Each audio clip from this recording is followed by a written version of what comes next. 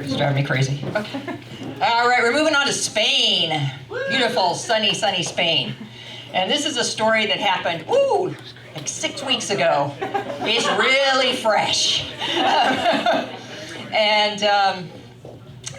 So my husband Rick and I took a 4-week trip to Spain. And in the middle of it, we hopped on a plane, went to Menorca, which is next to Mallorca. It's a little island in the Mediterranean. It's just gorgeous. The whole Mediterranean, blue waters, the whole bit. And we found this amazing cove that was just lined with a beach, and then you had this promenade going down it, and it had cliffs on the side, and there was sort of a hotel on either end, and then these cafes lining it.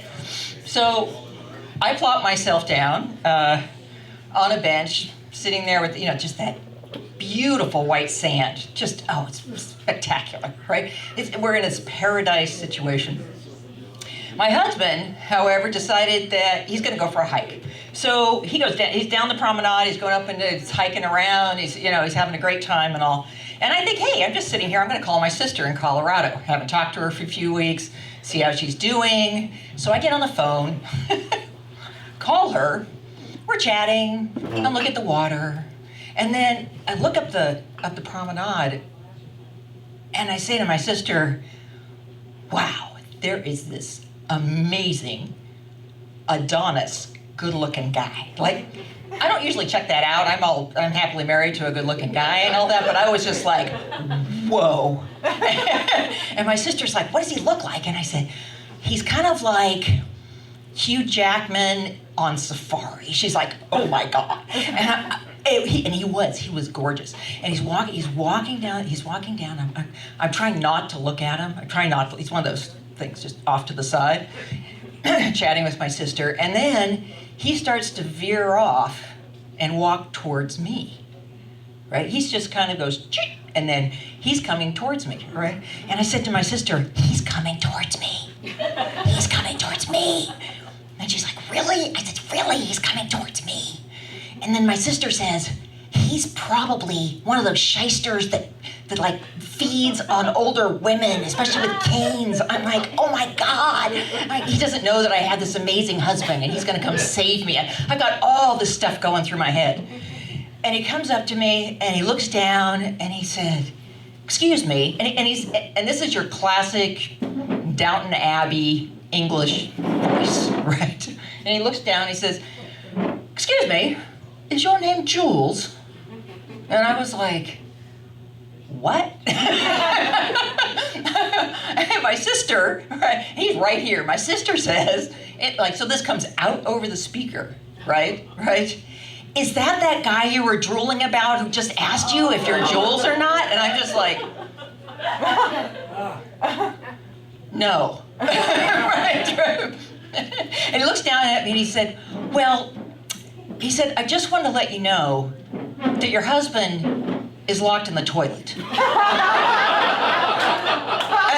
I was like, "What?" And he said, "Your husband is over there locked in the public toilet." And I said, "Okay." And he said, "He asked me to come get you." And I said, "Okay," right? Now, for some bizarre reason, I don't hang up from my sister. So she's following this whole thing. And I hear her just crack up. She's like, "Rick's in the toilet?" So I trailed this guy back. And as we're walking back towards the toilet, he tells me he's there with an entire cricket club. He's there with his entire cricket club. They're having drinks on this patio, right? And there are about 20 of them. And a handful of them went over to the toilet, and there was Rick standing there behind these bars, right? Behind these bars like this, and they're like, "Are you locked in?" He said, "Apparently so." And he's just standing there. And they had asked him to come get me. He had asked them to come get me. And so then I'm registering all of this. I'm like, wow, we have an entire cricket team. They've been drinking a long time, right? And if you ever want to get ridiculed, just find a few English public school boys, and boy, they are always on it, right? So we've got 20 of them, right? So we start to walk and cut through the patio where they are all drinking. Right? And so he's leading me across this. I'm like, we are going to the bathroom, right? He said, oh yeah. And I get onto the patio and man, they dig in, right? Whoa, it's the Lou inmate's widow. It's the, is it visiting hours? Man, maybe you should take him a beer. He may be in there all night, Good luck with that. Do you want a pillow for him or something? Oh, it was just all the way across. And I'm thinking the same thing that these guys were thinking, which is like, how did he do that? How did he get locked in, right? So I go up to the gate, and there he is, standing there, just like this, right?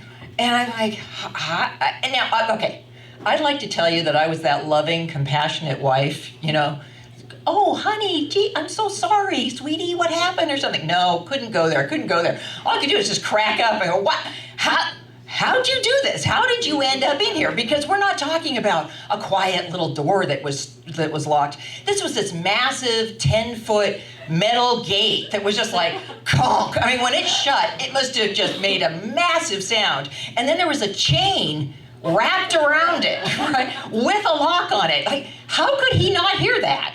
And I know that English guys are thinking the same thing. Nice guy, probably deaf, but nice guy. So, and I'm looking at him, and he's smiling, and you can tell he's in that kind of, how did this happen sort of thing. Well, apparently, the English guys, nice guys that they were, they went back, asked the bartender for a key, and the guy's like, I don't have a key, it's a public toilet.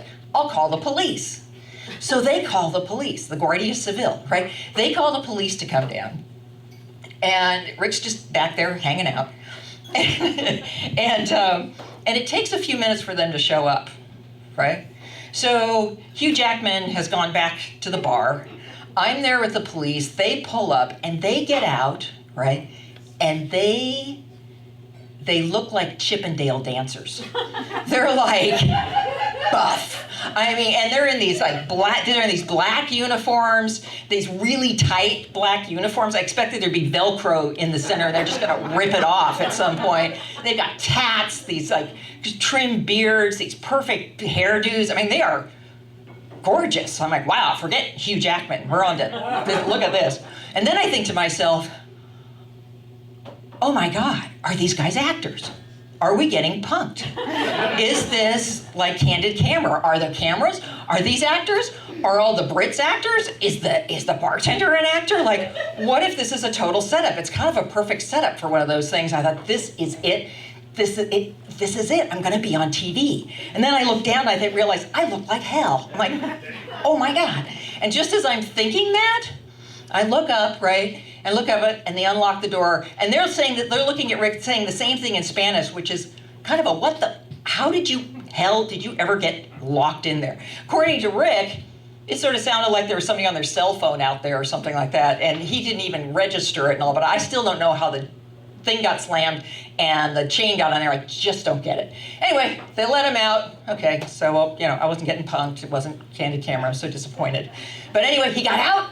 And he had the guts to walk back through all the cricketers, back in there, and just like the cricketers, please, all of you, give a big cheer to my husband over here, Rick. He's out. He's free.